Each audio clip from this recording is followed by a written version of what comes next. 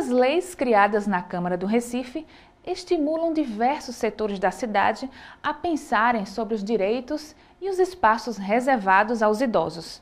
Conheça os detalhes no Já é Lei de hoje.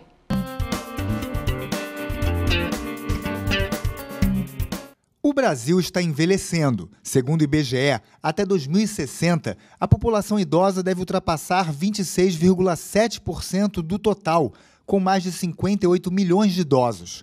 A expectativa de vida deve saltar dos atuais 75 anos para 81 anos. Por isso, o país precisa se preparar para garantir qualidade de vida aos brasileiros na terceira idade. Na Delegacia do Idoso, que fica na Rua da Glória, no bairro da Boa Vista, o delegado Eronildo Rodolfo e sua equipe, formada por 14 policiais, recebem todos os dias casos que mostram como o direito das pessoas com mais de 60 anos é desrespeitado. Mais do que isso, como essas pessoas são agredidas. O idoso, pela sua própria natureza, a gente sabe que ele tem mais dependência a cada vez que ele vai ficando mais velho.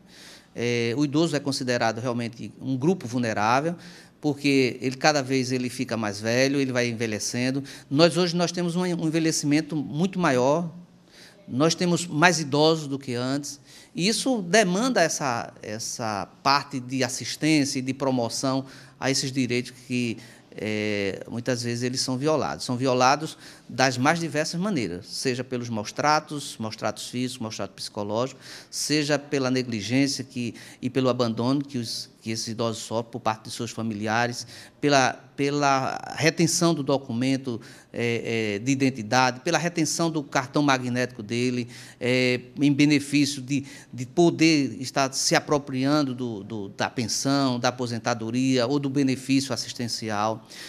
A outorga indevida de procuração, onde o idoso muitas vezes não tem conhecimento nem do que está realmente assinando, ou não tem o discernimento necessário para assinar tal documento, e muitas vezes o cartório faz uma procuração e passa para alguém administrar os rendimentos desse idoso ou dessa idosa, e esse gerente ou esse administrador das finanças, ao invés de cuidar realmente dos interesses do idoso, passa a usufruir e a usurpar essa sua atividade de gerente do rendimento do idoso, da idosa, e se apropria do dinheiro. Mas a gente tem discriminações no banco, discriminações na hora que vai a um hospital, discriminação no ônibus, principalmente aqueles idosos que precisam tomar um ônibus, muitas vezes eles deixam de tomar o ônibus porque o motorista passa direto, queima a parada, sabendo que o idoso está dando com a mão, ao invés de ele parar, aí é que ele bota a marcha mais forte e deixa o idoso lá com a mão estendida, esperando uma outra oportunidade. E assim a gente vê que há dificuldades com o trato com o idoso por parte de várias instituições. Muitas vezes a violência vem da família mesmo, né? A gente tem aqui os registros que, na verdade, a gente vê que a maior parte da violência contra o idoso ela acontece no interior de sua residência, no seio da família. Geralmente é um filho, é um neto, é um companheiro contra a companheira, é o companheiro contra uma filha, uma filha que já é idosa, às vezes ele é idoso também e ele pratica essa agressão. Então, a violência acontece dentro de casa, de regra é contra os filhos que praticam, ou às vezes é a mulher que pratica contra o esposo e o esposo contra esse marido. A Delegacia do Idoso foi criada em 2007, a partir do Pacto pela Vida. As denúncias aqui são feitas pelas próprias vítimas e também através do Disque Denúncia, do Disque 100 e de casos encaminhados pelas unidades de saúde, além do Ministério Público. A violência contra o idoso assume várias formas: discriminação, negligência, abandono, apropriação de bens e rendimentos, retenção de documentos. Mas a maior causa de queixas são os maus tratos, que podem dar de 3 meses a 1 ano de prisão. Para o delegado Eronildo Rodolfo, a sociedade precisa repensar os cuidados com os idosos. O Estatuto do Idoso determina que a questão do idoso ela está relacionada a todos nós. A família, em primeiro lugar, a comunidade, a sociedade e o poder público. hoje não pode simplesmente a família dizer que a responsabilidade é do Estado, e aí a gente vê que, na verdade, primeiro a estar violando os direitos do idoso é o próprio familiar. E, por outro lado, o Estado também não pode se afastar desse cuidado, dessa assistência, que ele arrecada, o Estado arrecada exatamente para bancar a questão da saúde, a questão da moradia, a questão da assistência social para aqueles idosos que realmente precisam. Então, a gente vê que, de parte a parte, há falhas. A gente vê que existe cada vez mais casos de assistência que não é assistido, e aí a gente vê que o idoso está sofrendo violência por todos nós, né? Nós mesmos somos agressores, nós mesmos negligenciamos esse cuidado com os idosos. Em 2013, foram registradas 1.027 ocorrências na Delegacia do Idoso, e este ano, até junho, foram 572 ocorrências. A Câmara dos Vereadores do Recife aprovou leis que incluem no calendário oficial do município o Dia da Conscientização da Violência contra a Pessoa Idosa, dia 15 de junho, e o Dia Municipal do Idoso, comemorado em 1º de outubro. As duas leis são de autoria da vereadora Aimee Carvalho, e as datas servem para refletir sobre o respeito aos idosos. Tem como objetivo e como a importância diminuir a violência justamente contra o idoso e focar principalmente os parentes, a sociedade, as pessoas que trabalham e que convivem diretamente com esses idosos, de uma forma a estimular formas de proteção, de apoio aos idosos, como também minimizar o máximo possível, como eu falei, a violência, tais como física, psicológica, financeira, que, lamentavelmente, de acordo com as estatísticas, esses idosos são agredidos principalmente por parentes. Então, eu acho que até haveria de ser desenvolvida políticas públicas que, de forma que criassem espaços para esses idosos, de uma forma que eles tivessem uma velhice com segurança e com proteção. Porque esses idosos, eles já foram novos, já trabalharam, já contribuíram para o desenvolvimento do Estado, já criaram filhos, abraçaram netos com carinho e hoje e no futuro eles necessitam de um retorno favorável e de um bom retorno.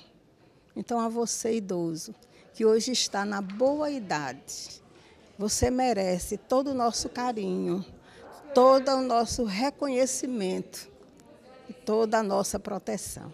Na luta em defesa dos que já passaram dos 60 anos, Estado e sociedade têm um papel a desempenhar.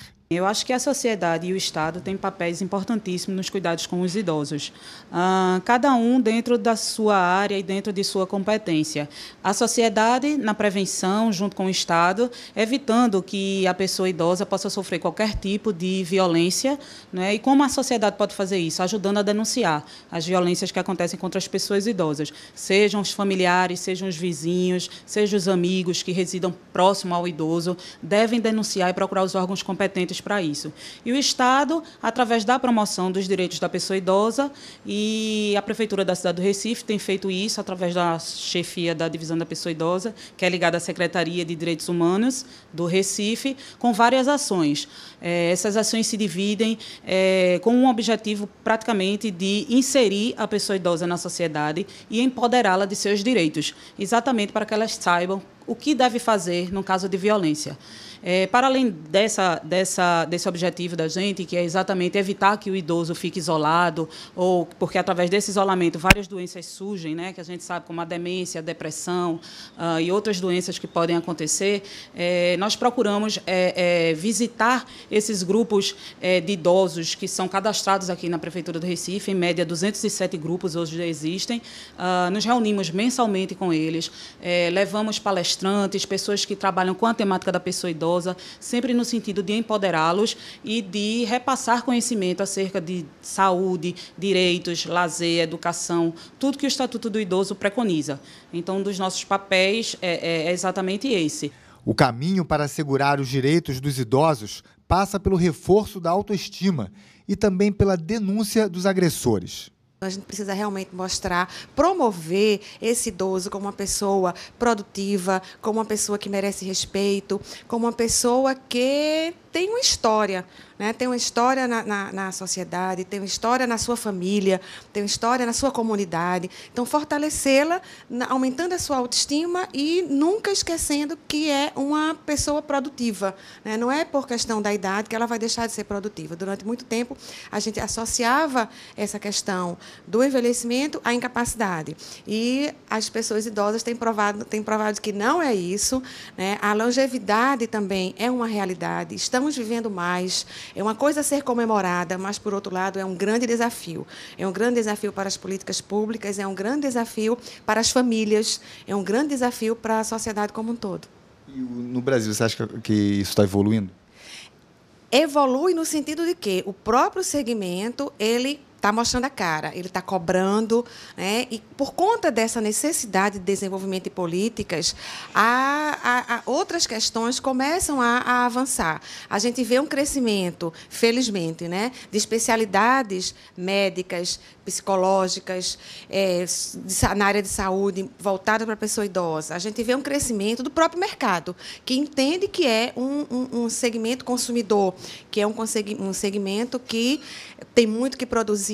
Então, por esse conjunto de novas questões que estão surgindo, como novas profissões, novas possibilidades, então a gente começa a realmente ver que é uma realidade, né? Que esse idoso está presente, que essa pessoa idosa está presente em todos os campos, e aí se abre mais possibilidade de estudos, de campanhas, né? E da visibilidade dele, mas a maior realidade é essa vulnerabilidade. E para se quebrar essa vulnerabilidade, o papel do Estado é muito importante. Para rever essas e outras matérias, acesse o nosso canal youtube.com/Câmara do Recife. Até a próxima!